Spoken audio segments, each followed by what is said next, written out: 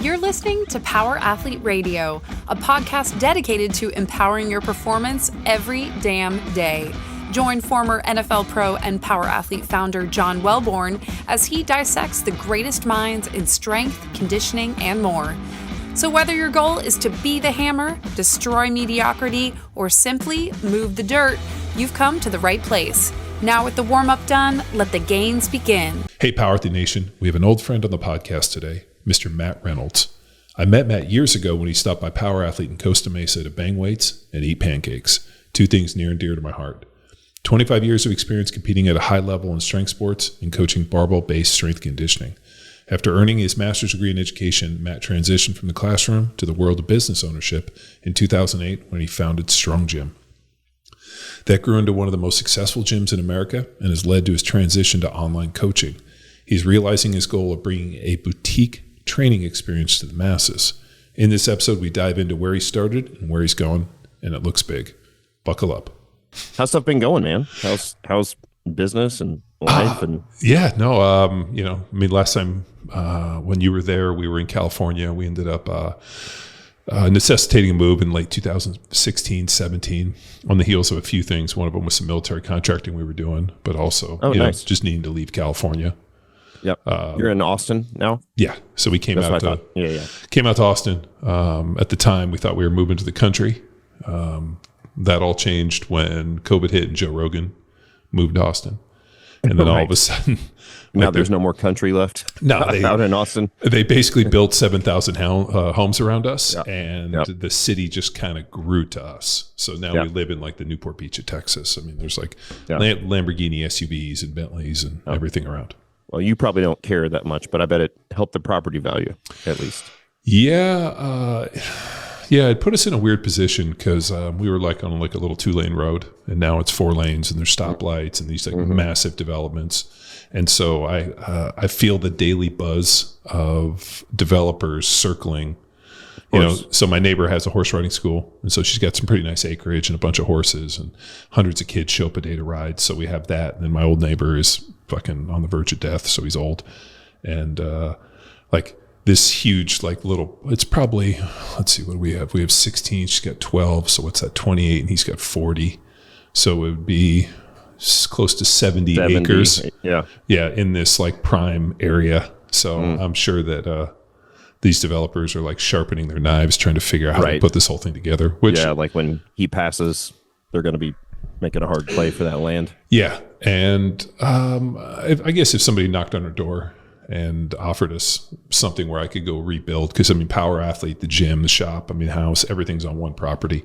You know, when you came to Costa Mesa, we had these like little tiny light industrial park places. And one of the other reasons we moved is I kept trying to buy a building, and I couldn't purchase a building because every time I started talking to somebody about buying one, some guy would come drop like $3 million in cash to start a dispensary or grow in there. Right. So I was like battling it out with these dudes that are like, I got $3 million cash and I'm going to put a grow in this. And I'm like, fuck. So every time we got into something where like, hey, we want to buy this building. Great. And we get into it. And the guy's like, this guy just gave me $3 million cash for this building. I'm like, fuck. So cash. Yeah. I mean, he was like, let me just get in my pockets here. And that's the problem, right? With the cannabis industry is it's all cash, right? Because it's not federally, it can't be like FDIC protected. So so what they do is everything in cash, and then they had a pretty interesting deal. And this is just goes to show you how wild the U.S. government is. The U.S. government realized that this was a real problem because they had all this cash. They didn't know what to do with it. They couldn't put it in banks. So the U.S. government was like, we'll take your cash and we'll give you a credit card with tokens or dollars on it in an account, a federal account. So they could tax it? Or I assume. Yeah, those guys are pretty sharp. I mean, they're making so much money. They don't mind paying taxes. But the U.S. government was like, we'll just bypass this. So effectively, the U.S. government just started laundering drug money. Yeah, right. Of course. And then the cartels figured this out. Not the first time, by the way. No. That's been done. Yeah, many times. Well, the Iran-Contra affair was essentially the same thing. Yeah. So then the cartels figured this out, and they started shipping their cash across the border to Colorado and started using the dispensaries to launder their money. And the U.S. government's like, great, we'll take them. So Yeah, like you hear these stories, and I have some friends that run crazy. security and do some really clandestine cool things with it, and it's like hearing these stories. You're like, holy shit! Like, Yep. we got in the wrong business. We should have. Yeah, less stressful though, probably. Yeah, well, it's so like by the hour tumultuous, right? Like you're operating outside of federal, directive. Right. I mean, these are Schedule 1 drugs and this, and they're kind state of legal, federally illegal. legal, and which so puts you in this really weird position. kind of like we're seeing right here down in Texas at the border, where the federal government says you can't detain these people, and Texas is like, we have a Get right rid to of the defend razor them. wire, and they're like, we're keeping the razor wire. Well, I mean, but at the end of the day, the federal government was designed in our Constitution. I mean, was designed as a support for the states. I mean, ultimately the states make the decision. Yep. But they've seized so much power over the last few years. Yep. I got into an interesting argument on do we still have capitalism? I'm like, no, we have corporatism. Where I mean, you think capitalism's great in theory, but then when you get in and you have big corporations and payoffs and this and purchased, people in DC, we have what's called corporatism. So capitalism's not the problem; it's just human nature. Yep, agreed. As always. Yeah. So are we? By the way, are we cold opening? Are we recording? Yeah, we just fucking go, and then I'll go back and record. That's kind of what I figured. Yeah, and then I'll just go back and do a intro. No, all is good after you leave. No, that's totally fine. Yeah, I think we got into the libertarian stuff last time I was on several years ago, and I'm probably not quite as much of a libertarian as I was then, and I think mostly because I'm what I see in the kind of cultural degradation over the last 10 years or whatever. But I'm certainly all for the smallest federal government that we can possibly have. That hasn't changed at all. And I think that, if you look at the founding fathers and what they, just like you said, even the Civil War, which we made about slavery, was really the war. It was truly our revolution. What we call the American Revolution was not a revolution. It was a war for independence. And the Civil War was a revolution because it was about the power of the states versus the power of the federal government. Yes. And so, of course, they made slavery, which obviously we would all agree was evil, but they made it like that was the thing that would galvanize the country as like, well, slavery is so evil. We have to make this terrible and make it illegal and preserve the Union. But what they were really preserving was the power of the federal government. Sure. So like they say, power corrupts and absolute power corrupts absolutely. So, the minute that, I always think, small government makes more sense, right? I mean, Ronald Reagan preached about this, and he preached about it. But then you mentioned the Iran-Contra deal, where that was him using. I mean, whether or not Oliver North, who took the brunt of that, all that was directed by them. So, but I mean, we said, hey, the worst thing you can ever hear is I'm the government and I'm here to help. Because anytime you involve government in anything, I mean, this border crisis down here, if they just privatized it and they hired and brought in companies to do it, they'd probably fix it in short time. If they probably fix it. But as I've always said, if you're going to put up walls and you're going to do all this, you have to have a process for people to come here that doesn't look like just, hey, I've been on this list for 30 years and nobody's called me. You actually need a way to bring people here in an orderly manner. And I think the reason that people are jumping coming the way they are is because there's nothing. I mean, there's no order. Yeah, there's no order. And it's bureaucracy at its worst, and people infighting. And I mean, just talking to any of the veterans that we've ever worked with in terms of dealing with the VA is like this just Leviathan that's impossible to navigate. And that's what happens in the federal government. I think right now the federal government might be like the largest employer in this country. We interrupt this episode with a shameless self-promotion. Power Athlete delivers battle-tested performance programming for every kind of athlete. So do you want to go from average Joe to MVP? Then dominate with Field Strong. Get stacked and jacked with Jack Street. Hustle in life and still build muscle with Grindstone. Fear no opponent with Dragon Slayer. Be harder than coffin nails with Hammer. Max out minimal equipment with Lean Enable. Or unlock those newbie gains with Bedrock. Get over to powerathletehq.com/training and choose your 7-day free trial right here, right now. Get lifting, get training, get in shape all while listening to the rest of this show. No, they are, and have been for a while, which again is a problem for sure, right? And I've said before, and don't read too much into this, but I don't know if you've ever heard this term, and let me make sure I get this right, but it's like at the federal level, I'm a libertarian. Have you heard this before? Mm-mm. And like at the state level, I'm a Republican, and at my city level, I'm a Democrat, and with my friends and family, I'm a socialist, which I'm not. Yeah. But you understand what I'm saying. Like I want to help the people that are closest to me. I'm all for that, right? But at the federal level, they're there to preserve the peace, like which we also aren't very good at because we get in wars that don't have anything to do with us or whatever. But you have to remember that the only thing that the United States exports is warfare. I mean, it's really very well, by the way. Yeah, no, we are better than warfare than anybody else has been on this planet. Yes, I mean, and Eisenhower knew that the military-industrial complex was going to be a problem. Yeah, well, I think in the 250 years that we have officially been the United States, I think there's been 17 years of peace. Yeah, I mean, it is not wild. It's by far our greatest export. I mean, the military-industrial complex continues to churn, and this is how they sow the seeds. Yep. I mean, now World War II is what brought us out of the Great Depression. I mean, so part of it's deeply ingrained in our history. I mean, we were the lowest point in our history was, at least arguably, was the Great Depression, and the fact that we held off on World War II for as long as we did, got in the war late, we were able to basically turn around the economy because of World War II, and now that set the standard for like, whoa, hold on, we can actually create an economic boom in this country via war.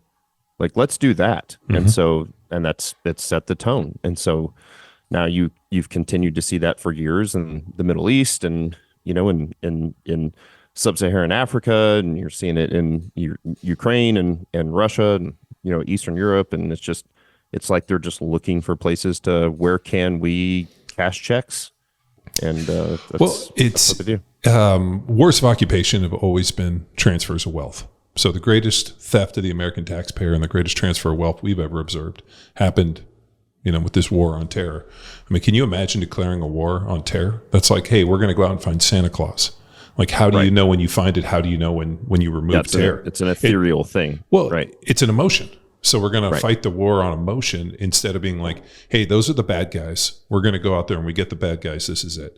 I mean, World War I and World War II were very simple. They sent people to war, and when the war effort was done and the bad guys were gone, then we get to come home. The war on terror is just an open-ended checkbook. Sure. And if you say this and like, ends. Hey, this is a fiscally irresponsible, then all of a sudden you're a bad American. And a wise person told me that, wars of occupation is about transfers of wealth. I mean, look how many billionaires were made over the course of that 20 years from Halliburton, all these people selling this. I mean, we did a ton of government contracting, and the issue we ran into is we didn't have enough money to place in the right places to kind of spread around to make it, go through. Yep. And, it's the reason that Raytheon and these huge corporations are able to make these things happen. I mean, so when these bids come out, they have teams of writers that just write and submit on everything. Then they win it. They either make a decision, hey, do we do it? Do we just keep it or just let it die? Or do we go out and find somebody and act as a prime for it? And This episode of Power Athlete Radio is powered by Train Heroic, the most immersive strength training app experience on the market. We've built an online training business by partnering with Train Heroic to deliver all of our world-class training programs like Jack Street, Hammer, Field Strong, and Grindstone. To learn which Power Athlete training program best suits your goals, head to powerathletehq.com/training. And if you're a coach looking to build a business with the best training tech in the business, head to trainheroic.com/powerathletehq. And now back to the show. It's in full transparency, something that you may not know about us is that we started landing government contracts this past year or in 2023. And I think it was just because we were able to, one, we have 280,000 plus soldiers who are injured via overuse injuries alone. So we're not talking about, PTSD, mental, we're talking about shin splints, blown out knees, right? Like plantar fasciitis, all that sort of stuff. And because what we do in the online coaching business is that we're able, and we have been able to, we're 9 years old now. Like it's crazy that we're coming up on our 10th anniversary, and the business has just continued to grow and grow. And so, we started in the business to consumer market, and we're still there. And that's what Barbell Logic online coaching is. But we started to see one of the reasons that, I wanted to talk to you today some is about the model and the software that we built that I think is better for both the client and the coach from a flexibility perspective and a cost perspective. The coach makes more money per hour. It costs the client less. So we moved into that B2B sector. But the interesting thing is that we had several hundred soldiers pay out of their pocket over the last 10 years for our online coaching. And the thing that's important about that is that you can connect a soldier, an airman, or just any client, a business executive, a soccer mom, or whatever, to one of the best coaches in the world, regardless of where you live and regardless of where they live. Well, the thing we know about soldiers is that they're incredibly itinerant, right? So they're in San Diego for 2 years, and then they're in Germany for a year and a half, and then they're in Afghanistan for 2 years, and God knows where. Well, so what they'll do, obviously we have tended to be decades behind in training as in general in the armed services, and they're starting to figure that out. Yeah. So even the places where maybe they had some great units or great wings or whatever, where you had guys that got really strong and really fit and really conditioned and they were badasses, then they would get deployed to Germany, and they would get weaker and less conditioned. And in the time when you need them to be their best during combat deployment, they were at their worst. And I think you and I have talked about this before. Like, this is a problem sometimes you see in the NFL, and definitely see it at the high school football level, where, you get these kids super, super strong preseason, and then they get in the season, they're practicing every day. They're playing on Friday nights. Like, there's JV on Tuesday nights. You got all this, and they stop lifting. And when you need them to be the strongest and most conditioned for the playoffs,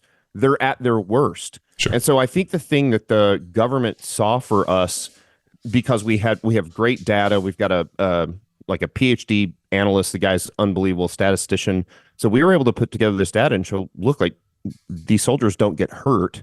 They get really strong.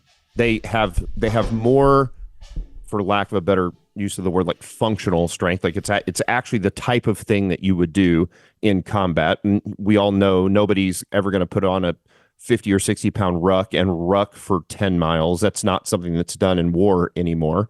So we can get them strong. We can meet the needs and dominate the PFTs and the physical fitness.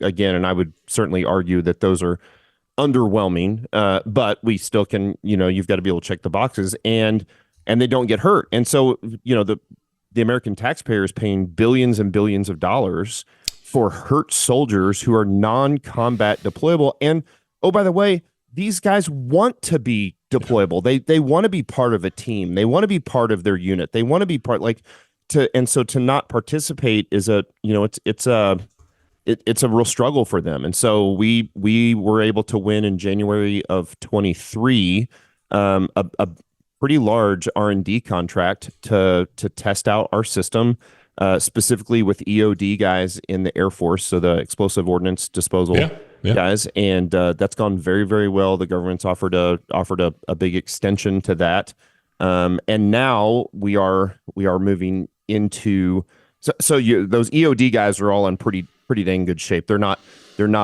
officially special forces in the Air Force, but they're basically like special operations type guys. Yeah, they have a unique skill set, and then they get attached. I mean, we deal with the same thing with naval special warfare. Exactly. The place that we saw this even worse was we were brought in by the Surgeons Corps to work with the 18th Airborne Corps. So of the 90,000, I think roughly something like 13 to 18,000 were non-deployable, which means that their injuries were not allowing them to deploy. And then there was another huge percentage that were on some form of profile where they had limited action, and it was all overuse stuff. That's right. I mean, and it was all stemming from their training being related to running push-ups and sit-ups. So it was all this like shoulder, shin splint, ankle, back issues. And we went through, we're taught, I think, 16 seminars for the 18th Airborne Corps and put people into groups, basic barbell stuff like sprinting, running, change of direction, taught seminars on how to actually move. And injury rates plummeted. And everything looked great. Went to contracting, and obviously it kind of died in that piece.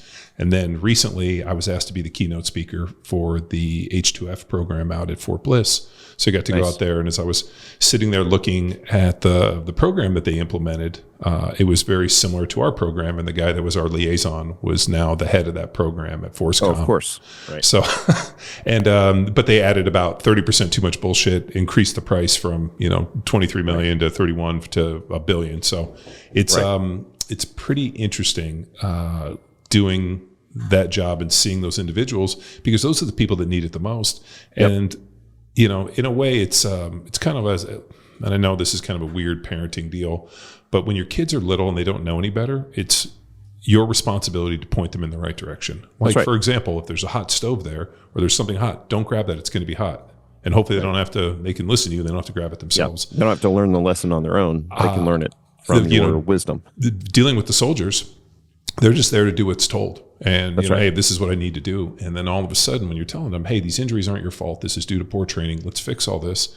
They were so receptive. And it was an amazing opportunity to go in that just didn't happen. Yep. And so good on you guys for having the ability and the moxie to navigate that, because it was. I think the reason that it's gone well for us is that as far as I know, and I could be wrong, I think we are the only online coaching program that's ever landed multiple contracts with the military, because there's lots of like we both like Soren experts. Soren, they'll land contracts for equipment, or you see other companies that land. It's because the Army spends money, or the military spends money on bullets, beans, and bullets. I think it was bombs, bullets, and beans, and boots. There you go. Yeah. Right. It's the way the saying goes. So they love to buy equipment. Yep. So going in and buying 10,000 trap bars and doing all these things that they can at the end of the year be like, we have these in. That's right. In inventory. Now, the problem is nobody knows how to use any of this shit. That's right. That's the problem. Right. And so they brought us in now to teach that. To actually teach, right? Yeah. Yep. And for us, I think the advantage that we have is that, again, it doesn't matter where you are. You're in Afghanistan, you're in Kandahar, you're in like middle of nowhere. They bring these big, shipping containers out. They've got squat racks in it. They've got Rogue racks or Sornex racks or whatever. They pull them out. They mount them to the edge. They've all got barbells. They've got weights. They've got kettlebells. They've got a lot of this stuff that they need to use out in the middle of the desert. But they don't have anybody to continue to make sure that their technique is strong, that their programming is correct. And even if somebody sells them programming, this is. When I use the word ignorant, I don't mean it in a negative. It's just like you were talking about your kids. It's our job to help educate our children as well as other people that we coach to pull them out of that ignorance. And we've seen for years, I see it in my own life. I'm sure you've seen it in yours. Like the vast majority of coaches that work for us are also clients, including myself. I have a coach because even though I've lifted competitively for 25 years, and even though I know exactly how to do all the things, I will let form creep come in over time. And so even though, and we do seminars and we do hands-on stuff as well, it's interesting. You'll see somebody that you saw 6 months before and you got them squatting perfectly in that one session. And I think in any one session, an in-person coaching seminar is you're going to get better bang for your buck. But long-term, if you only see them once every 6 months or once every year, or when they aren't deployed and they come back to the United States, you start to recognize, like, man, we've got all sorts of form creep here. You're not training in an intelligent way. And so I think that's the thing that we've been able to do. And because we're able to do that from anywhere in the world to soldiers anywhere in the world and do it at a really minimal cost, then the government's finally seeing that, hey, just paying all this money for the squat racks and the barbells and the weights isn't actually leading to the outcomes that we want. We still have a bunch of hurt soldiers. And so it's been great. So I'm still as much as we talk about, that certainly I know there are issues and problems with the military industrial complex. I am grateful. I take it very serious that I'm still an incredibly proud American. Every time I go and visit these guys, these EOD guys in their building, and you walk through the hallway, and they've got the memorial hallway, and there's, man, these kids have died. I'm talking about 20-year-old, 22, men and women who have, and I'm thinking to myself, like, these guys they understand what they're undertaking. They understand the risk of their job. And so if we can play a small role in helping them become more resilient and less vulnerable to injury so that they can better protect the American people, whether I agree with where the government is sending them or not, to me, that's still a huge honor. And so it's been great for us. There's a separation between, obviously policymakers and the government and the people, the commander in chief that are pointing the finger and sending these people into harm's way. And I completely agree. At the individual soldier level, those individuals are not only the best of us, but they deserve the best. Absolutely, like they're amazing. Yeah, they need the best training. And like I was a couple of years ago, we were at Sornex for Summer Strong, and Kyle Carpenter, who was a Congressional Medal of Honor winner, Marine, got up and gave not only one of probably the best presentations, the best talks I've ever heard. He was on a roof with a bunch of his, Marine buddies, and, they're in Afghanistan. A grenade goes on the roof, and he dives on it to save his friends. Like the most selfless act. And he starts the story from like after the explosion and what he felt in this, and then like, the amount of surgeries he's had. And like, I'm listening to this story, and, he was pretty disfigured, and, he just wanted to go down. And like the story that hit me the most was he like went down in the middle of the night, and he just wanted to have a bowl of cereal, and he couldn't do it, and he started crying. And his mom came down, and he said his mom held him and like helped him have cereal. And I realized like he was still a kid.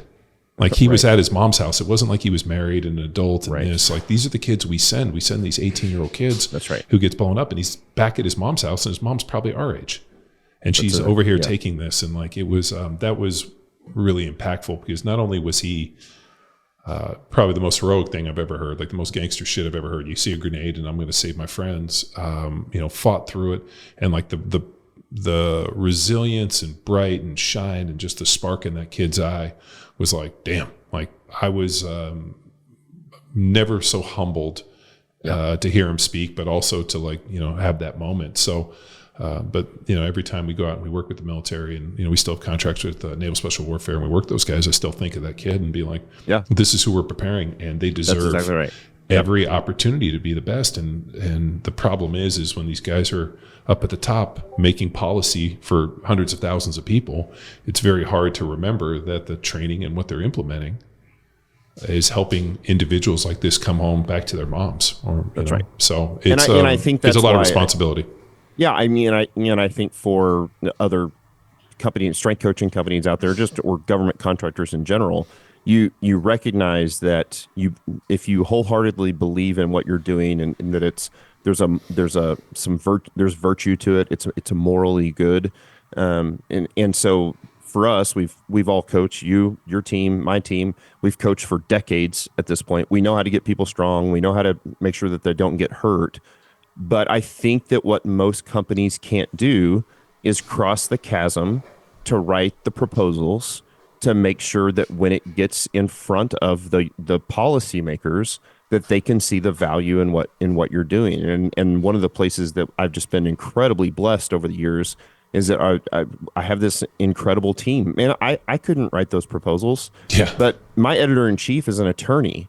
And, our full graphic design team, we've got a team that can write incredible proposals, so that very quickly, and these proposals, as you know, like anything with the government, like everything's got to be the same. And, they don't want anything pretty, and it's not like a pitch deck with lots of pictures and colors and stuff. And so what you're trying to do is you're trying to follow all the rules, and it's like 99% text and just enough pop to make them, when they flip through the 17-page proposal, the policymaker, it, for whatever reason, it jumps off the page at them and they say, oh, this is actually a thing that would save American taxpayers billions of dollars. And, for us, we've tried to put as much effort and work and education and study behind the writing of the proposals to land the contracts as we do in the actual coaching of the end user. And then once we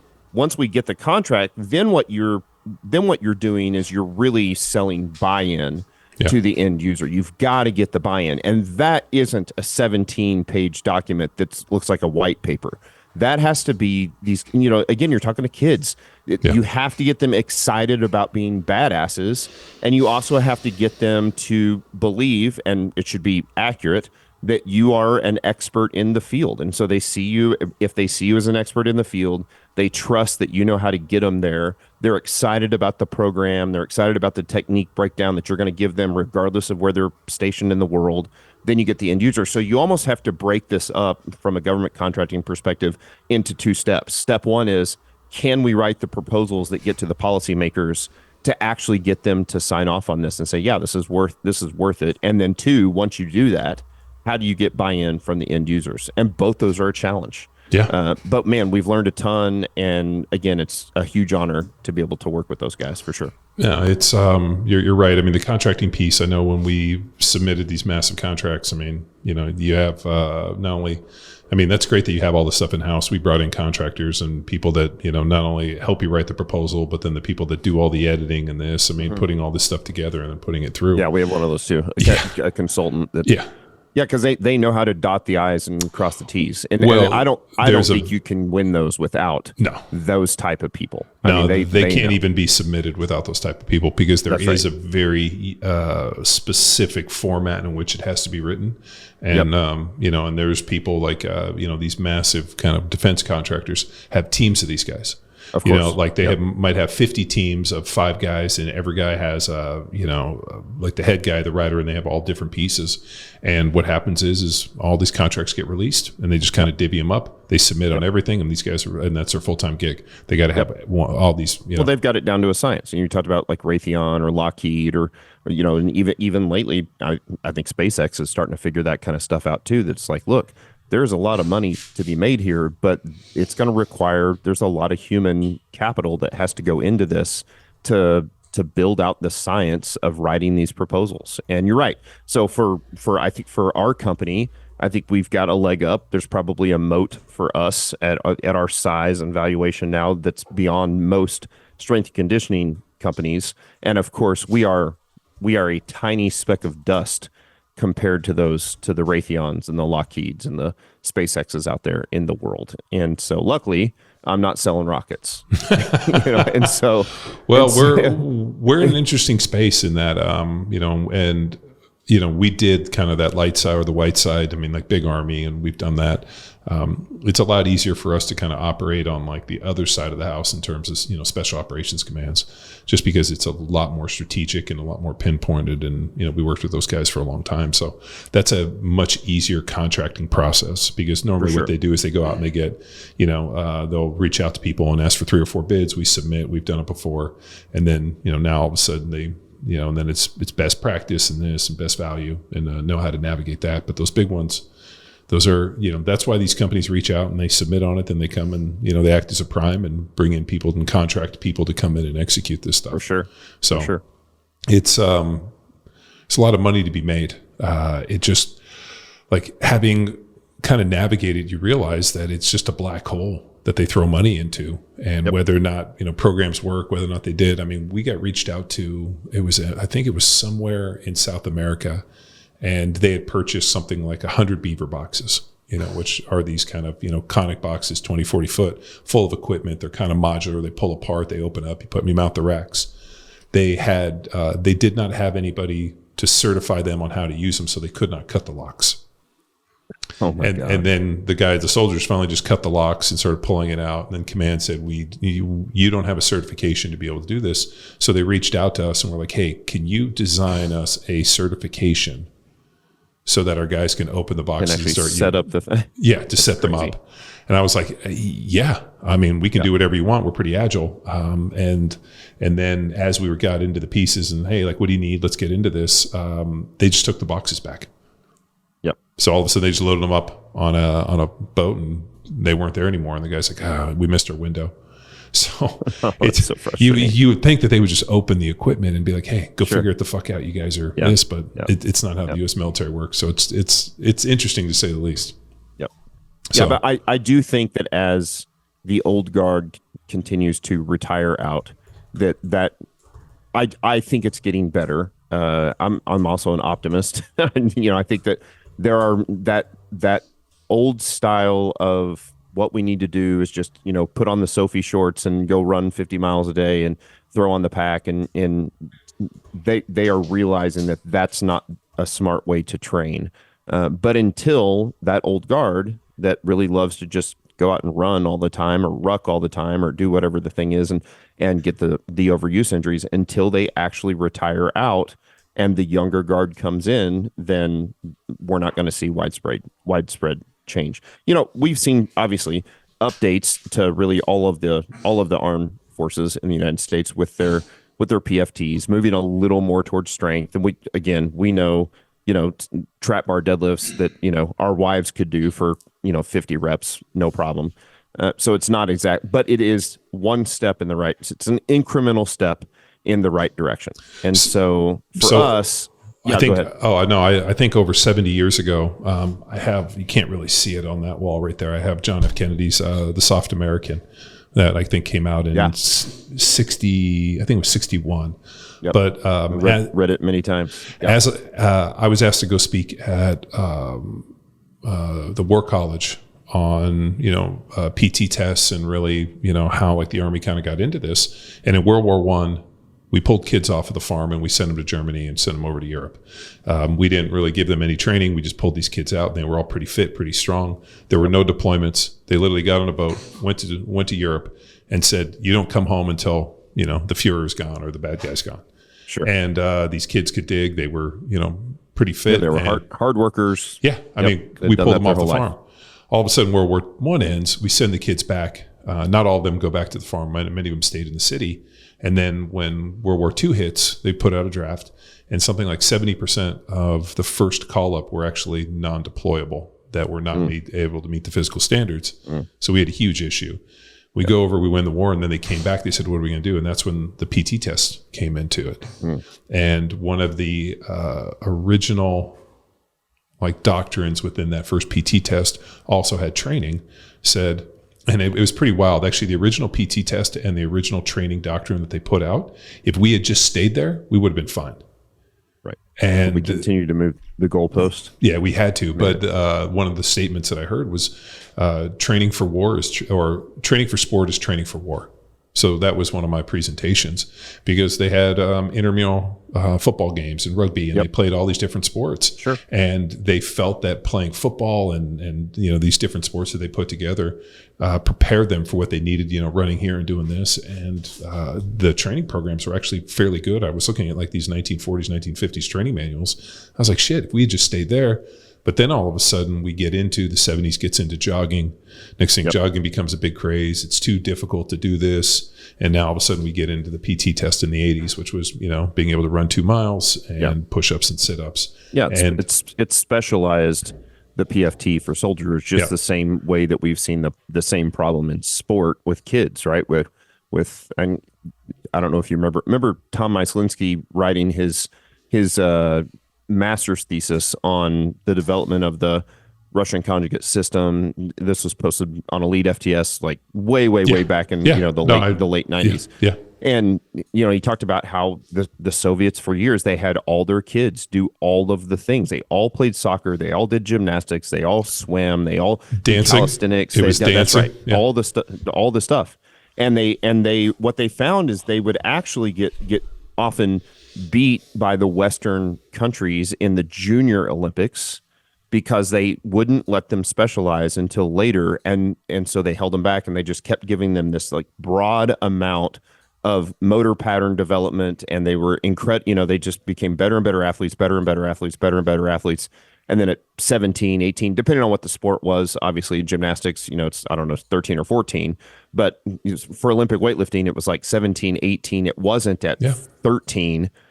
Now you get to specialize, and they dominated us because they allowed them to be non-specialized for so long, right? And I still think that is that I've got my issues with CrossFit, but I think one of the things that CrossFit from the very early days tried to do is to say, look, we are not going to specialize. And that can lead at long term to a jack of all trades, master of none. Yeah. But what we've traded that off for is the dad who thinks that his second grader is going to go play Major League Baseball, pulls him out of all the sports and only plays baseball for the rest of his life. Guess what happens?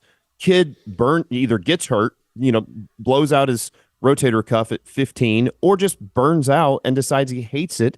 And that, like the stories of Tiger Woods, the stories of Andre Agassi, of those guys that specialize, those are the literally 1 in a billion, not 1 in a million. That's that. Yeah. And so you want your kid to be and look, we know, you obviously you were an incredible athlete. One of our biggest investors was an all-pro offensive lineman as well, Jordan Gross for the Carolina Panthers. He's a really good buddy of mine and coach him. And he sees this, that it's these parents come in and they try to specialize their kids early. Well, then we did the exact same thing in the military. We said, what we need you to do is run. Well, like, when do you run now in 2023, 2024? Like, you're not running 30 miles. That's not combat scenario. So they're unprepared for combat scenario. Well, you brought up CrossFit, and it's pretty interesting. I mean, if you look at and you understand strength conditioning, and more importantly, some of the early writings in terms of, general physical preparation. You needed general physical preparation, which looked like lifting weights and running and the things you do within the confines of the gym. But there was always an assumption that you would move from GPP down to SPP, sport-specific preparation. That's right. And, when all of a sudden CrossFit, and I always wonder if it was self-serving or Glassman just thumbed his nose at everything, so he didn't know. But when he came out with the sport of GPP, the sport of general physical preparedness, I was like, this is, like my favorite white chocolate ice cream. I mean, it just didn't make sense to me. And, there had to be, now the minute you start talking about sport, now you're moving down this ladder towards sport specific preparation. And it just so happens that, the sport of CrossFit is their evolution into SPP. So calling it the sport of general physical preparedness is insane. Right. But, they were, if you go look at a lot of Verkhoshansky's stuff with Science and Practice, they have a lot of cool little sketches, and they'll show calisthenics and something very, very similar. But those guys, they also knew that there were breeding grounds for different sports. Like, for example, the best female pole vaulter in the world was a gymnast who just happened to get a huge growth spurt and grow to 5'8". Right. So they had all these different kind of selectory early ones, and they could kind of partition and pull their athletes out because they had already had, the ability to be able to maneuver themselves and do these different things. Well, and that is one of the very few, if not the only, advantage of communism, right? Is that when you show ability in athletics, and I'm talking about, the Soviet sort of communism set, 70s, 80s, everybody's so poor that they can't eat, but you show some ability in sport. And so you've heard the joke that I think Louis used to make it, right? Or whoever, somewhere there's a little Chinese girl warming up with your max. And it's that, but the reality is that if you didn't perform, you get pulled out of the government housing, you get pulled out of the government food, you get pulled out of so horrible form of government. But amazing because from an athletic standpoint, it gave them control over making sure that they could dominate across the board, and they had figured out a great system. The stuff that Bondarchuk wrote. And like you said, Verkhoshansky and Zatsiorski. Man, I just used to. I felt like I found the Holy Grail in the late '90s. When I was in university, going to down in the basement of the library and finding those books, and was just like, how is it possible that this stuff that the Soviets were doing in the 70s and 80s is still 40 years ahead of what we're doing in the Western world. Yeah. No, it's when you were talking about these kids specializing and getting burned out, I was like, oh, you've obviously been to Texas. I have twin daughters and my little boy's 7. So my daughter's a fairly decent basketball player. So she went to, like her school has, so she's in 6th grade. They're not allowed to play school sports. That's like for their school until 7th grade. So 7th and 8th, right. They kind of do this. So she plays on these select teams and these clubs. Yeah. Yep. And the amount of teams that she's getting, earlier before this podcast, my wife's like, hey, she got invited to play on the select team. And I'm like, that's 3 teams that she's been invited to play on. And, she still does jujitsu. So we went and did that last night. And so I'm like, hey, we need to pick up something else. She just can't play basketball all the time. She needs another sport. So that's the jujitsu's been good because we can do that at night. And, I also train, some of the top jujitsu players in the world. So they're, like family going up and doing that. So we're really lucky in that way. But my son plays basketball. He plays baseball. And there's like 2 or 3 other sports. And that's another thing. Like these kids are 6 and 7 and they got to go to tryouts. And based upon the tryouts, they're putting them in different, divisions. Yeah. And it's pretty interesting because a lot of the parents hold the kids back. So they're playing, he's all of a sudden, I'm like, looking out there. Older than... Well, I'm like out there and I'm like, dude, these kids look like a year older than him. That's because they are. And it's because they are a year older. And I'm like, damn. And he's like, Dad, they're so much taller than me. I'm like, don't worry. You got good genetics, dude. You'll be fine. You might just be a little bit of a late bloomer. But it's so amazing. And we even talk to these parents, how wrapped up they get. And I tell them, I'm like, I played in the NFL for a decade. I didn't play football until I went to high school. Right. But all the sports that I played growing up, leading up to that, were drivers for allowed me to go play football. That's right. And the fact that they're not handing out college scholarships. I mean, they're not even going to hand out college scholarships anymore. I don't know if you saw the interview with Deion Sanders talking about I think they were only offering 1 or 2 scholarships to high school kids. He's like, why would I waste money on a high school kid when I can just buy one? And he's like, the money's there. It's turned into free agency. He's like, what they're going to have to do is they're going to have to actually institute a draft in some way for these high school kids. And they're going to have to tell the NCAA is going to have to come in and tell these teams, hey, you got to bring in 10 kids. Because what's going to happen is there's going to be, either it's going to go JCs. How this farm league works. And they've really created a hell of a problem for themselves with this NIL. For sure. But these kids are getting paid. And it's actually keeping them in college because I think some of them are making more than the pros. Sure. I saw the deal. I think it was Arch Manning was making 8 times what Brock Purdy's making. Right. But that kid's about to get paid, so it's not going to be fair. But I was going to say, you're he's the lowest paid player on his team, but not for long. Yeah, no, he's going to hit it. Especially he's able to go in with the Super Bowl and play pretty well, which is going to be interesting because I have a feeling the NFL wants Taylor Swift on stage with a Super Bowl trophy. Are you rooting for the Chiefs, having played for the Chiefs? I am. So I did not want the Chiefs. I root for the Chiefs. I do, and I root for the Eagles because I played for them. Sure. I was looking for a different game. I wanted to see Baltimore versus Detroit. Sure. I think that's what most of the world wanted. I think everybody... Not me, because I live in Missouri. Well... So I wanted the Chiefs. Yeah. But it was a rough year, and I thought, there's no way.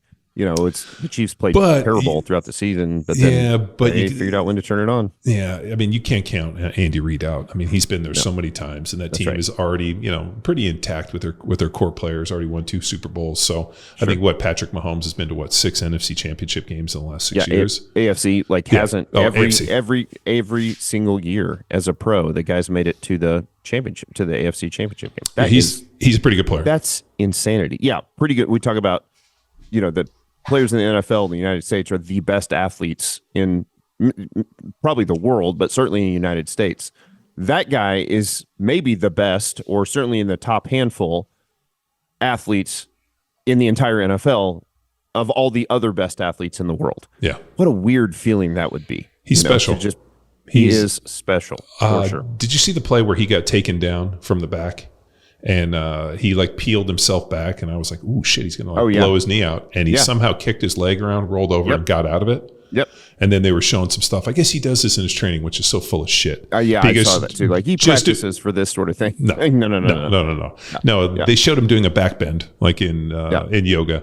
There is no way to replicate that. Right. And the fact that, Tom Brady would have blown out both knees if he had gotten hit like that. Right. And just about every other quarterback. And somehow that guy was able to bend and move. And I mean, just a special player. So I'm excited for the Super Bowl. Don't get me wrong. I had wanted to see Detroit. I was completely blown away that Baltimore dropped the ball when they did. I mean, as well as their defense played, and as well as I'm totally forgetting their quarterback's name. Lamar. Lamar Jackson. Lamar. As well as he played through the season. I mean, they got Odell Beckham Jr. I mean, they had all of the weapons available to them to go out at home and not win that game and get dominated. They did. I did not see that one coming. Nope. And then Detroit not being able to go out and beat the Niners, I was blown away. So, am I excited about the Super Bowl? Yeah, I'm excited because the Kansas City's there. Is it the game I wanted to see? No. Am I? On social media, obviously, I follow the Chiefs. My social media is flooded with nothing but Travis Kelce and Taylor Swift, which I'm super happy for him. If you can find love in the world, I'm all for you. That chick is gangster. I mean, self-made billionaire. I mean, how can you not discredit her? I just like to hear some of the other stories, that are happening in the NFL or at the Super Bowl more so than, two 34-year-old adults that probably should be married with kids by now and they're somehow starlight lovers. That's exactly right. Yeah. I was like, I was married with kids at 34. I know people that were grandparents by that age. That's right. So it's funny to me. Well, I think both of them come across as very sort of immature. I mean, that's, her fan base is still 13-year-old girls. Yeah. And so it's if I didn't have two teenage daughters and you just asked me how old is Taylor Swift, I'd be like, I don't know, what is she, like 25? Like, no, she's 35 or whatever. It's she's 34 is what I saw. But the thing that blows me away is you would hope that like as people would age and, maybe parenthood does this to people, but like the weird vindictiveness and I mean, she writes these, her albums of this, I mean, which are going to sell, I'm sure monstrous. I mean, the chick crushes it, but like, it's like they're not in their 20s. Nope. So it's a little odd, but agreed. It makes for good media and the NFL, the press days. I mean, all the stuff for the Super Bowl is like maybe it's the algorithm I clicked into because of the Chiefs, but I try not to click on anything because I want to see other stories, and it's just like nothing but those two getting hit me 24/7. Yep. Is it as bad as the media in Missouri? Oh, it's not. It's the same thing, and I'm not on social media very much, but it's same sort of thing. As a matter of fact, I like Jason Kelce. I think he's hilarious, and so I like watching him. And yet, it's still I'll watch more of his clips, and yet it still wants to feed me Travis and Taylor. So it's just it's the algorithm. Well, it's I can't root against the Chiefs, but I'm kind of interested to see if they do win and the whole thing goes down. Like I'm not a conspiracy theorist, but and these NFL players that have ever come out and been like, oh, the NFL has a script and all this is full of shit. But I've definitely felt as an active player, there were moments where we were in some key positions where all of a sudden weird things happened that changed the direction of a game. Like, for example, we're playing Tampa and we're going down on an 18-play drive and they call 3 TV timeouts.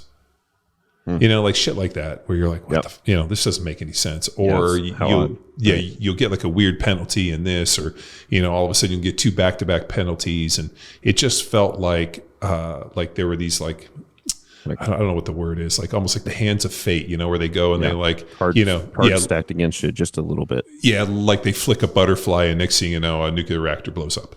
But that's, no NFL player fixes a game. Nobody gives a script. I mean, no player goes out and they're like, oh, this guy's doing this. No, he was just a pussy. He didn't want to hit that dude. So there's a lot of things that I think people are thinking, but I do think that if you were going to change the trajectory of a game to be in one direction over the other, there's subtle ways that they could do it that don't involve the players. Sure. And if somebody handed me a script or asked me to do something or do anything, I'd been like, no problem, I'll tell you what, I would have been happily told this podcast. But I do love that the NFL has actually played into that. And, you've seen the commercials where they're all sitting around, before the season, and they're all sitting in the conference room and they're talking about, okay, what's the script for this year? You seen this? Like with Ian Peel and oh, dude. No, the NFL has actually their marketing team, genius. Oh. It's genius marketing. I mean, they bring everybody's in a conference room. They've got they had the Kelsey's mom. She's on a Zoom call, so she's on a screen and stuff. And they're like, "What about this?" And they're throwing out these scenarios for the year. And the NFL has just played into that.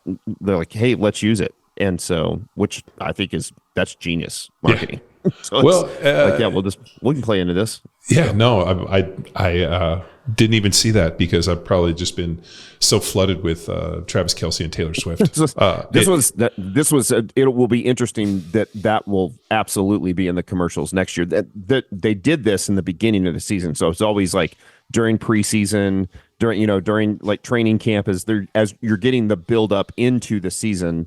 That's when they played those commercials. I'm sure that next year now they're going to have to involve that at some point. So we'll see if Taylor actually shows up on the commercial, but it's pretty good. In years past, the best games have always been the championship games. So the AFC, NFC championships games were always way better than the Super Bowl. Sure. I wasn't necessarily blown away by any of those games. So I'm hoping for actually just a good football game that I can watch. Yeah, for sure. We're the same. And yeah, it's good. So I'd love to talk a little bit about what does coaching look like for you guys right now. And I think I told you guys this. So this is not intended. I don't want to make this a commercial for what we do. And so I want to be, I'm interested. I want to be fully transparent about it. So because we've grown Barbell Logic Online Coaching over the last 9 years to it's definitely one of the larger online coaching companies in the world. We got a staff of about 100. It's gone very, very well. We just closed a Series A raise, and so that's the valuation of the company. I can't even wrap my mind around what it has done. And of course, we talked about the government contracts. When COVID hit, we had. I want to be careful the way that I say this, that for all intents and purposes, I think we have perfected the online coaching system, the model of online coaching. Now, I'm never going to be satisfied with it, so I take that not as an overly arrogant thing. Let's take a step back. Like when you can you define online coaching? I mean, I think it's super important. So the thing for me, and this is I think one of the things that we're trying to actually talking about the marketing and the algorithm. Boy, if you could just get a little taste of some of like what you're seeing with Travis and Taylor, to be able to push this out. The world has thought, and still does, I think, that online coaching typically is buying a program from a coach. And certainly when I first launched online coaching, my background story is that I started a gym called Strong Gym in 2008. I had won my pro card in Strongman. I always like to joke with guys like you that so we were both professional athletes. I just made no money at mine, and so I went from being the best amateur strongman in the United States to the worst pro in the entire world overnight. And but I ran Strong Gym. I had completed my master's degree to be a high school principal. Thought I was going to be a teacher. So God, I'm so glad that I'm not in the public school system. I haven't been there since 2012. Started running the gym in 2008. By 2012, when I left education, that gym had grown to be the largest privately owned strength gym in the country. We were winning powerlifting gym of the year over West Side and over Super Training. I couldn't believe it. Like, it was nuts. And so, but the problem that I saw was, even though the gym was successful, that there was a problem with the in-person, what I would call the antiquated traditional personal training method, which was, one, it's prohibitively expensive for almost everybody. And two, it locks both the clients and the coaches into a specific location, into a specific schedule, Like I've got to be at the gym at 5 a.m. Monday, Wednesday, Friday morning to train the same, to train the same person. And then I've got maybe an hour off. I've got to deal with the commute. And so even if you think you're charging $100 an hour or $50 an hour, whatever you're charging, you're not making that, because by the time you do the commute, by the time you get the little time off between clients, by the time you show up a few minutes early and make sure the gym's all set up. And so even though I love my job as a gym owner, I started to feel in bondage a little bit to that schedule and location. And then on top of that, you're the type of client who can afford personal training. And I'm in Southwest Missouri, right, with low cost of living, and it's still $600, $700, $800, $900 a month. That type of client travels a lot on business, travels a lot on vacation. And when they traveled, they didn't train. Sure. Which meant that they were either paying for sessions that they weren't using, or I didn't get paid because they were traveling. If I wanted to travel and go on vacation, I didn't get paid. And so I started to see all of these problems and the lack of efficiency of the traditional personal training model. And so when I started to focus on online coaching, what I knew I didn't want to do was just sell programs. I wanted to actually coach. I wanted to actually break down technique. And we were in a position in those days where phones were just starting to get good enough with their video that I could provide programming for my clients. My clients would video their lifts. They would video. So if they were going to do, 3, 4, 5 sets of squats, they would video the last set of squats or the heaviest set of squats.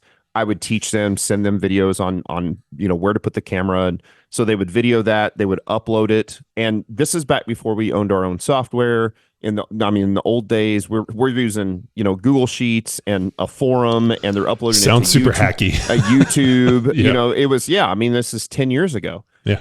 And then we were able to move to a third party software, and it's one of the largest ones. And I have nothing bad to say about them. We were their largest client for 7 years, I think, and had a great relationship with them.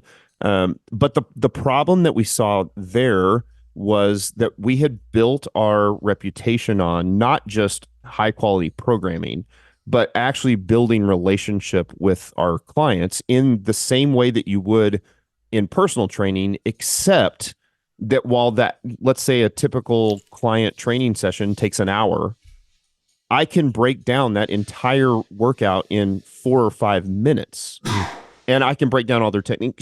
So what that means is that I can charge the client less than they would pay for personal training. I don't just have to be stuck in Springfield, Missouri, and who can afford my services at $700, $800, $900 a month in this little town in Southwest Missouri. I now get to expand my client pool to the entire world.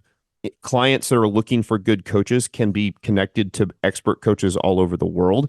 They can train at their home gym. They can train at the big box Globo gym. They can train in the hotel gym. They can train in the resort gym. So if they travel, they train. And so what we started to see was that the consistency and the compliance and the accountability was always there, more so than my best clients I ever had for in-person coaching. And so when I say online coaching, I'm talking about personalized programming where you are connected with what we believe is the best coach on the planet for you. The way we do it at Barbell Logic Online Coaching is you have 2 options. You can actually go on the website and actually fill out a few questions, and it will tell you like your top hits. These are the top 8 coaches that you match with. You can then read through their bios and see what they're all about, and then you can choose one, or you can sign up, and then we have our customer service team really make sure that we read through your questionnaire, very carefully and pair you with the right coach. That coach sets up a quick Zoom call with you. But then for the most part, it is you receive personalized programming on an app that we've now developed called Turnkey Coach. You receive that as a client directly to your phone. You take video of yourself lifting, you upload the video, and within 24 hours, your coach is fully broken down your workout. Our software, Turnkey Coach, has an integrated screen recorder in it. So if I were coaching you, like, all right, John, you see yourself squatting, you hear my voiceover, you see me picture in picture, and I'm walking through those things with you about cleaning up technique or this looked great. We're going to go up 5 pounds on the next workout, or we're going to go up 10 pounds on the next workout, or you didn't quite hit depth. So we're going to redo that same weight or back you off a little bit. But it's not just about the technique. And I think the technique is a separating factor for us in online coaching. There's personalized programming, there's technique, but man, there's also, we're always taking a few seconds of every workout breakdown and trying to make some personal connection. And it's not fake, it's authentic. Like I am close friends with all of my clients because I know what they do. I know what their wives do. I know how many kids they have. I know when their kids' birthdays are. I know when they've got a stressful day at their job. I know when their kid was up all night throwing up. And the problem with selling programs is it doesn't take any of that stuff into account. You didn't go to sleep last night because you had a fight with your wife, or because your kid was throwing up all night long, or because you got the flu. I just got over literally the worst flu I've ever had in my life this last week, and I'm finally better this last day or two.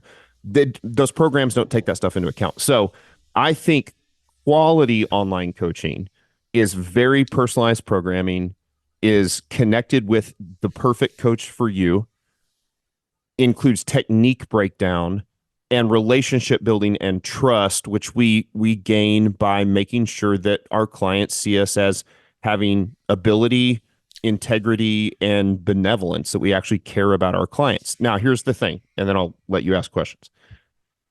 When I explain that to coaches who are dabbling in online coaching, that seems like a level of service that is unsustainable. Like, how could I possibly do that at that level of service and actually spend less time?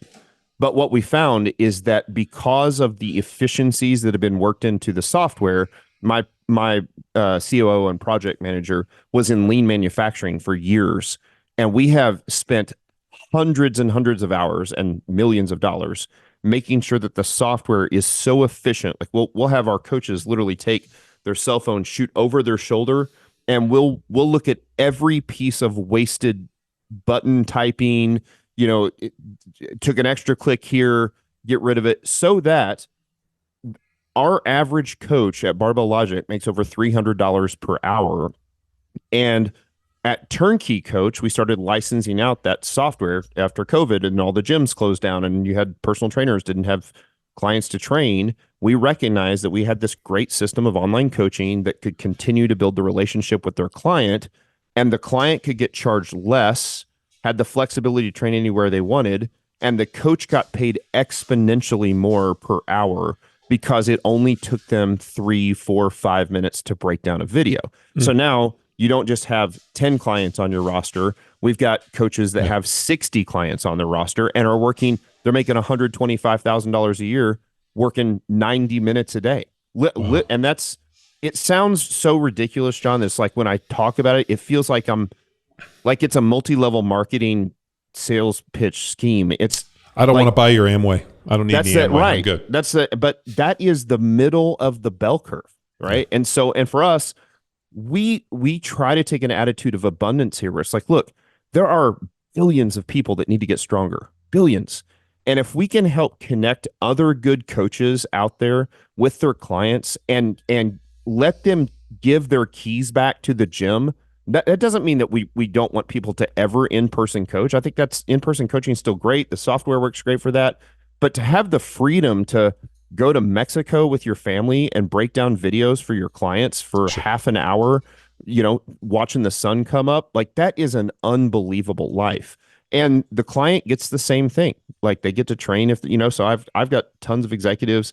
They coach me like, hey, coach, I'm going to be in, Philadelphia this week at this hotel. As soon as they check in, before they even go to their room, they go to the little gym, and those hotel gyms suck. They've got a bench and, dumbbells up to 50s. They take a quick video of it and send me what they've got. And they wake up the next morning and there's programming with that equipment, with what they have access to the very next morning. And that is why this has continued to grow millions and millions and millions of dollars. Our churn is 3% or less per month. Like clients don't leave. Yeah. And so for us, what I'm trying to preach and promote is that I think there are a ton of really incredible in-person trainers and coaches out there that have a very high level of service. They always show up on time. They look the part. They dress the part. They train themselves. They've got a great personality. They welcome them with a smile and a handshake. But I don't think that same standard of coaching has been applied or accepted in the online coaching world yet. And that's what we're trying to change. Honestly, I'm trying to put traditional personal training out of business. That doesn't mean I'm trying to put in-person coaching out of business. It's just because we still like to do that some. We still do seminars and that kind of stuff. But ultimately, you can make so much more money doing a very high level of service of online coaching as a coach. And the client also has a tremendous benefit because they pay so much less and have the same flexibility. So that's really, I think, what set us apart in that online coaching world. We're not selling programs and never will. Well, that's what we do. We sell programs. No, I know. Or I sell teams. I mean, but the problem that we run into is there's like a high degree of execution that's required to do more advanced training. If it's very basic and, we tend to get people not necessarily in that, kind of, I can't say we don't. I mean, the majority of our people are pretty well advanced. But we also set up a Discord and people post workout or post videos, and I do all that stuff, and my coaches do that just as kind of a service. But no, I mean, it's definitely an interesting model, and dude, I'll probably end up coming out and visiting you and just going through it because I feel like, I'm not a fan of, if somebody's ever going to pitch me, or more importantly, if I ever want to know something, I just get on a plane and go visit them. It's such an easier. My days of fucking of like, hey, let me take you through my Zoom presentation. I'm like, no, I want to fucking puke. Yeah, totally agree. And here's what I would say with first off, my door is always open. Got a great guest room. Would love for you to come stay. We've had a lot of our investors. It's interesting before they invested in our business, they asked to come stay in my home with us because they wanted to see the life that I live. Like, am I up here just, am I full of shit, basically? And they get to see the way I interact with my wife and my kids. They get to see exactly how much time I'm spending online coaching every day. By the way, like the executives on my team, like I'm the CEO, and I'm a legit CEO of a Delaware C Corp that's a big, massive company at this point. I get up every morning and I do online coaching for about 40 minutes. And then I spend the rest of my day being a CEO. Sure. Most of my coaches have left their jobs as professionals. I just had a guy, one of my coaches, I'm actually going to interview him on the podcast. He was a vice president of a bank, left his job a few years ago, and all he does is online coaching. Wow. And the guy is making like way into the six figures. And I said, how much time are you spending a day online coaching? And he said between 75 and 100 minutes a day. And we're talking deep six figures at 75 to 100 minutes a day. And so it's not the exception to the rule. It's the norm. Now, here's what I would say with guys like what you're doing. I wouldn't stop doing if you have a successful business where you are selling group programming to athletes and you've built your name on Power Athlete, and before that, the CF football, which I don't know, so I mean, that's your MO, right? And so, but what I would say is like, that would be a great entry product for a lot of these kids, a lot of these college kids and high school kids who want to test the waters.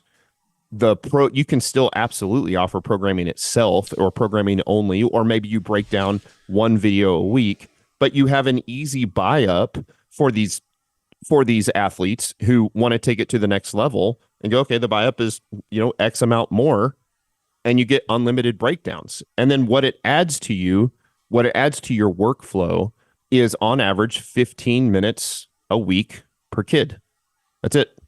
Right. So on average, when I break down every single exercise of every single client that I have, and each client takes about 1 hour per month of work for programming and video breakdown. And I know that we can charge way more because of the level of service right? So we can charge $300, $400, $500 a month doing that, but that's still half the price that in Austin, it's a third of the price of what they're going to pay.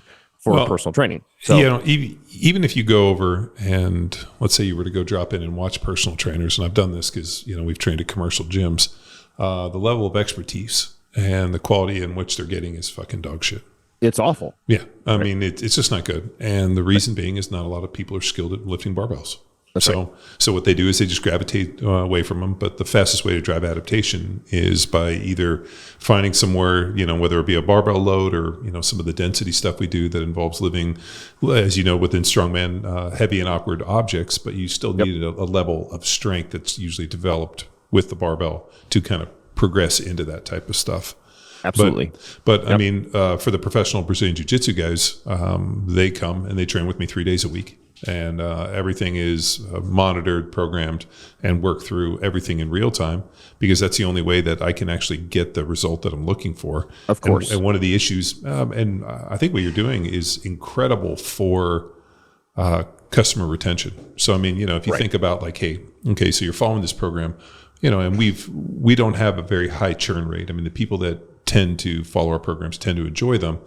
But there's always this issue of like, hey, what's the workaround? I have this issue. And it comes down to like, shoot a video, send it to me, and I'll tell you exactly how to fix this. That's right. So, I mean, that piece of being able to offer that, like a level of expertise from somebody that knows, because, I mean, here's the deal. You can go, and I'm sure you've run this too, you have an injury and you go see 10 guys and don't get the fucking result you're looking for. All of a sudden, somebody says something, or you go see one guy and the guy fucking changes everything. That's right. Light bulb goes off and it fixes. Yep. We did this weekend. Victor, who's Victor Hugo is like the top ultra in the world. He has a big fight in Costa Mesa this week. So he was having some issues, a little dysfunction, was missing hip extension and some of the things that I can't necessarily fix in the gym. So we jumped on a plane, flew to Salt Lake City to see Craig Bueller, who does the activated muscle integration technique, who I've worked with for years. And within an hour of Bueller working on him, fixed every piece of that I brought him. I said, hey, this is what I'm seeing in the training. These are things that I can't fix. I need you to fix them. Got him bounced, did everything, went to the gym. Everything was fine. And got back on the plane. But, that's for one person. But being able to offer that for, thousands of people around the globe where now they have it is incredible. Well, and so here's the thing. What I see with as little as I know about your business is that you can offer the programming at scale, just like you're doing now, at whatever price point you're doing now. I still think that our software is way, way, way faster and more efficient for just programming only. And we do sell a programming. By the way, just so if people want to check it out, it's turnkey.coach. It's $3 a client, right, for programming only. If you want all the bells and whistles, it's $5 a client, right? And we only charge by the client. So almost all of the other softwares, they charge you like 0 clients to 15 is this much. And then, we don't do that. If you got 6 clients on your roster, you pay for 6 clients. Your first month's always free. There's never contracts, all that stuff. That all sounds like a advertising bullshit. So I won't go there. But here's what I would say. What I think you are potentially missing, if you'll allow me to humbly say this, is that you're offering an excellent entry-level product of programming. You also offer an unbelievable executive package where if you're going to get on an airplane and go work with somebody, you can charge whatever you want for that. What you need is something in the middle. You need, okay, what do I do with, these athletes that need something beyond the entry-level product, but certainly can't pay to have John Welborn get on an airplane and come work with me, right? And so that's where I think our model of online coaching really comes in and does well. And so, I think a lot of coaches, now the other thing you have, obviously, and you've done a tremendous job, you've got a great name and a great brand recognition. Everybody knows your brand, everybody knows your name. But everybody else that's listening to this podcast, they don't have that. And so what they have to do is separate themselves from a service level and create service that is far beyond what anybody else is providing. And that's, again, Barbell Logic.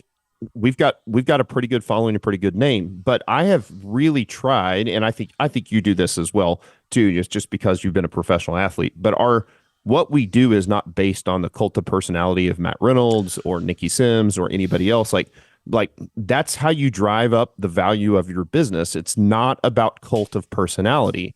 It's about the quality of the service provided. And so if you have a high quality entry level service, an incredibly high quality medium tier service, and the executive package, oh, if you've got an issue, we're hopping on an airplane and actually going to come see you in person at this price point, you would kill it. Like, kill it. And then my goal as the software owner is to make sure that in every one of those interactions, we cut out as much waste as possible so that your dollar per hour continues to go up while the satisfaction level and the service level also goes up for the client. We never reduce service for efficiency for the coach. At any point, and this is a core value for us, if we say, well, we could just, what if we only broke down, one exercise per workout or whatever? And I don't think there's anything wrong with that for other coaching businesses. But for us, we're never going to reduce service for the client. We're only going to improve service, right? So no, I mean, that's how you separate yourself. Well, I mean, it's kind of like the best worst case scenario. I mean, obviously not everybody's going to be able to show up and train. I mean, it's just part of the deal. I mean, people have, and then on top of it too, now all of a sudden, I mean, and what's kind of ironic is I got headhunted to work to almost do exactly what you're talking about by a pretty rich individual here in Austin. So he hit me up and said, hey, however we got connected, can you come and work with me 2 days a week? And I shot him that I want to do a price. And he said, what's that times 12? Or what's that a month? Times that by 12. And then basically wrote me a check and handed it to me. And I was like, shit. For the year. Yeah. Yeah. And those are the type of people. There's your executive package. Yeah. Right. And so I go 2 days a week and he has, a private gym and go and work with him. And it's actually been extremely rewarding for me because, I get to spend a couple hours a week with a self-made billionaire. Yeah. And super cool. Yeah, I mean, what I couldn't learn from that has been, I'm an idiot. So, how many coaches do you have that are also working at Power Athlete? Contractors, you mean? Yeah, contractors that are doing some form of work for you guys or with you guys. Like, yes, contractors. Most of them are. So that too. So we've certified like 150 coaches, and so and they are charging and using Power Athlete in the programming, or like, what does that look like? What is their contracting? So like we'll bring them on not only for seminars and different things, but for the most part, I have never really cracked into what you're looking to do, like what you're talking about in terms of this. And actually this part of the business was something that we've modeled and looked at. And the problem was we're never able to really crack the code. And so when you reached out, I had it earmarked and I was like, man, I got to connect. I got to learn more about this because this is a piece, you're looking at Zoom, you're looking at phones, text messages and this, and we've done a ton of testing with this exact thing. And it's always come down to the hurdles of technology are far, like you're basically, the tech stack becomes almost too laborious. That's exactly right. And so what you've done in terms of, and I'm sure you did the exact same thing. You're like, okay, I got a phone. Do I text? Is it iMessage? Is it Zoom? How do I do quality control? Going through and dealing with coaches and being like, here's the deal, dude. You got to wear pants. Just even down to the basic things. Don't say anything inappropriate. So that's exactly right. We went through this. I don't want dirty laundry in the background, right? Like, it's that kind of stuff. It's pure professionalism. Yeah. So that's been, we have a staff of individuals to do it. We have a massive pool of people that are looking for, or basically we have a massive pool of people that don't even know that this aspect is available. Yep. So as we tested, and we spent well over a year testing this, it just came down. I mean, you're talking about Active Campaign, you're talking about Calendly, you're talking about Zoom, you're talking about it was a logistical tech stack nightmare trying to do this, to the point where I actually put the project on hold, and I was like, I'll come back to this when I feel like I can find a technology piece that actually makes sense. Yeah, that's exactly right. So when you reached out, it was you shot me that an email, and I had it saved, and I was like, I got to connect back to this. I had some other things happen in my family here that kind of killed me at the end of the year.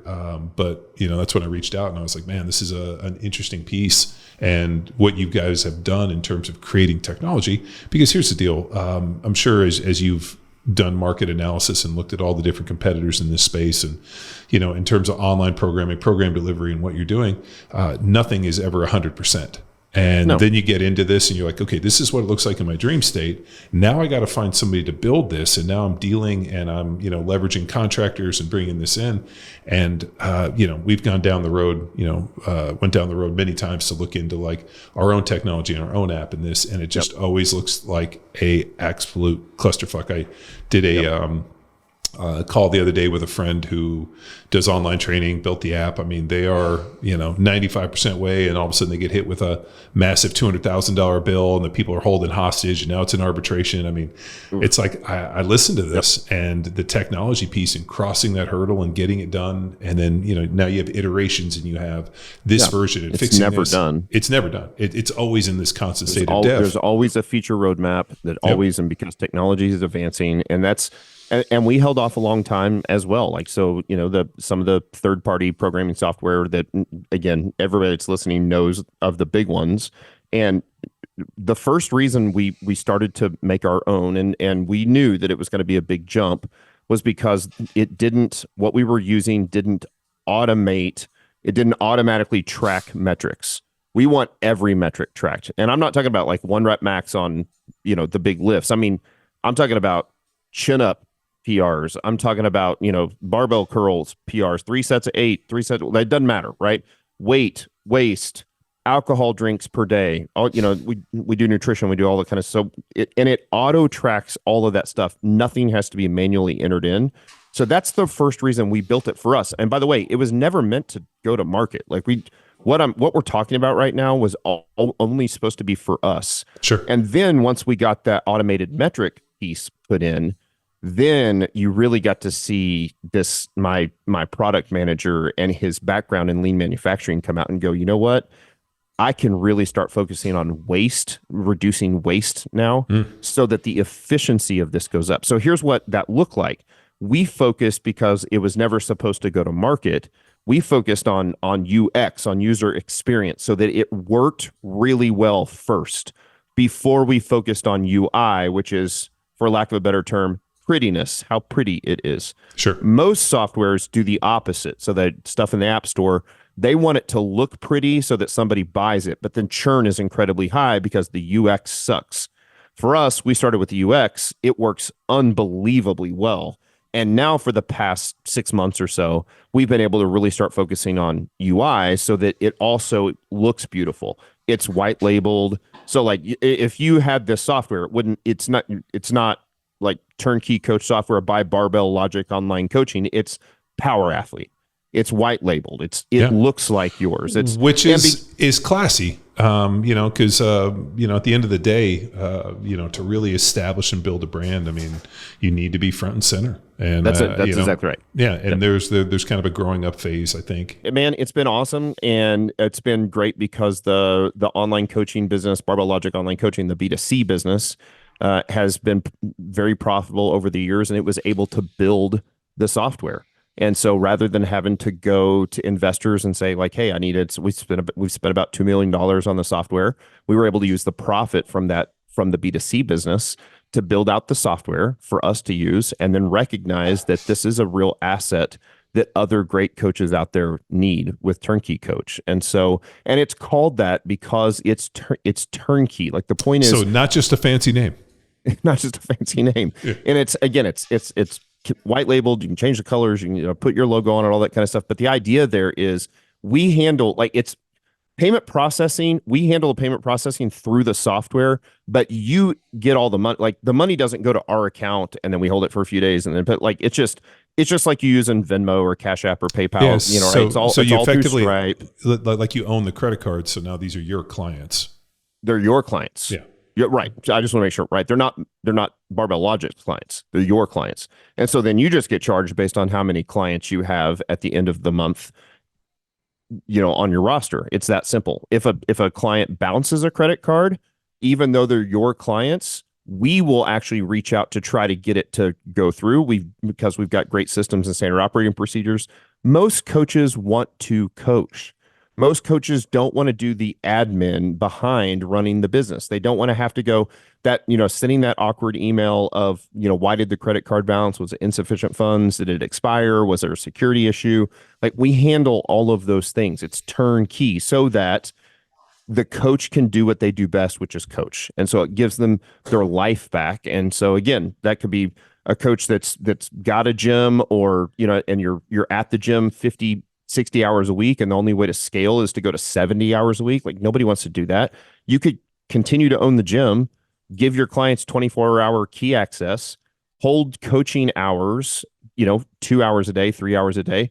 And then if your clients come during the time that you're not there coaching, they just have the online coaching package added, and they can video their lifts, and you can break them down within 24 hours, and it takes you 5 minutes to break down the workout. So it works awesome. So here's the last thing I'll say, and then because I gotta call with a TV show we're going to be on. I always try to send people to a place where they can experience things for free. I'm not trying to, as much as this has sort of sounded like, my sales pitch is I want to raise the standard of online coaching. It's not a sales pitch for Turnkey Coach. Of course, we would like to have as many great coaches on Turnkey Coach as possible. But because of that, we've put out a massive amount of content. We're not a content company, but we put out a massive amount of highly produced content. You can go to turnkey.coach, and there is a very short course that you can take called Coaching Rediscovered that is 100% free. We don't collect your email address. We're not going to spam you. Like, we decided no friction for coaches that just want to see, okay, I've never really thought about how do I take the same, if you're somebody that takes a ton of pride in your in-person coaching and have an incredible standard in that, to start to have a paradigm shift to create that same standard for online coaching, that's what that course is. It's just like 8 videos or maybe 6-7 minutes long, and there's some additional documents that go with it. There's no homework. It's 100% free. And so I would tell your listeners, just go there and play around and watch those videos and learn. My podcast, Barbell Logic, on the Friday episodes, I've been doing for all this past year what we call the Coaching Success Series, and I literally just give away everything I know about business and have learned about business on those Friday podcasts. And you don't even have to be in the fitness industry. I mean, I had a guy who's a butcher in Indiana. He's like, I love those podcasts because I've learned so much about business. And so I would tell your listeners, just do some research on the content side and see if that's something that might fit. And if so, you can schedule a demo call. There's never a hard sell at all. We want to have that attitude of abundance, and always happy. You guys can reach out. Anybody can reach out to me. I will always respond to emails within 24 hours. It'll actually be me. It won't be my executive assistant. And, we're happy to help. And so, but the big deal is, man, there are hundreds of millions, if not billions of people that need to be strong and healthy. And we want to give access to the best coaches in the world to be able to do that. And so that we're playing on the same team here, rather than fighting over this percentage of the pie, let's grow the whole pie. Yeah. That's the goal. We built Power Athlete on this platform of strength. And, that's right. We've always talked about, strength is a platform on which life is built. So if you're stronger, and I'm not going to, rip off Mark Ripto. The stronger people are harder to kill. But I mean, for the most part, everything seems to be easier when you are stronger. That's right. I mean, it's a natural deal. And when I've seen people get the gifts of strength, not only do they become much better versions of themselves, but they become much happier people. I don't think it's amazing. Living in weakness is the most emasculating thing that you can do. And when you empower somebody through lifting weights and being strong in this, you just see it permeates through them. And I think, Rob Wolf paid me a nice compliment where he said, I didn't realize that athleticism and what you guys were doing was really the secret of longevity, because the people that are continuing to train and be able to move and do a lot of the things that you guys put out, they tend to be dramatically better than those that don't. Yeah. I'm like, well, I mean, it's the ultimate trump card. It's a pretty girl. Then amazing, Peter Attia comes out with Outlive and literally says all the stuff that we've been doing for 20 years. Yeah. On longevity. Yeah, he. That's a whole other story. I get it, but again, the goal there, where I agree that there's some stuff that he says that I don't necessarily agree with, but his focus on what strength training does for people for longevity is unreal. really, really key. I mean, and when you combine it with some intelligent conditioning, they are synergistic, right? Yeah. And it's an 8x reduction in all-cause mortality. Yeah. What else do you need to know, right? Well, every, let's say, adult male that's listening to this podcast or really just within our earshot is going to die of one of two things. It's either going to be a heart attack or some form of cancer. You can pretty much get rid of the heart attack deal with, you put a barrel sauna in your backyard and get in 70 minutes a day from the Finland studies. And it goes almost, I love it. Yeah. And that goes pretty much to zero.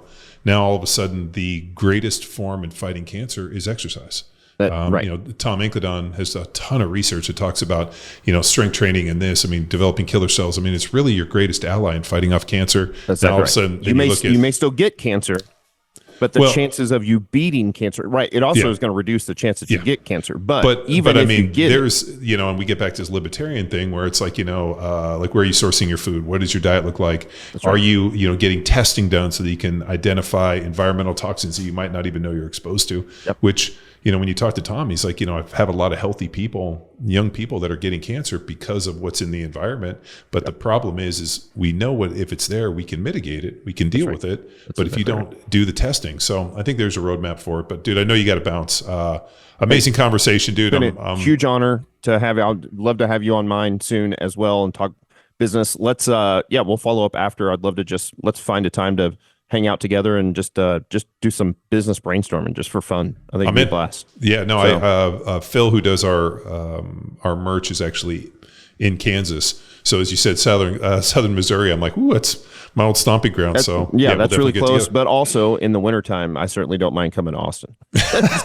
so I travel all the time as well for business. Awesome. So no, we'll do it. Thanks, John. Appreciate you, man. Thank you. See you, buddy. See you. Thanks for tuning in to another episode of Power Athlete Radio. Bye. Hey there, Power Athlete Nation. Big shout out to all the heavy hitters who stuck around till the final whistle. If you've been soaking in the knowledge bombs and epic tales we've been dropping for free, here's your chance to be a game changer. Swing by ko-fi.com/powerathlete and toss a few bucks our way to keep the podcast fueled and firing on all cylinders. That's ko-fi.com/powerathlete. Your support makes a difference. See ya.